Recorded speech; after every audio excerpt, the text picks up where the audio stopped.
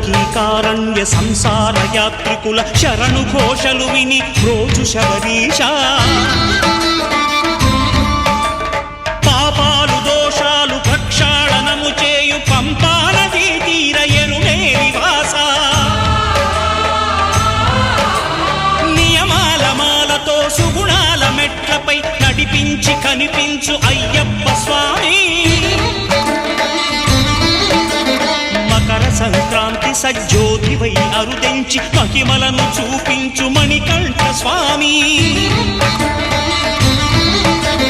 కర్మబంధము బాపు ధర్మశాస్త్ర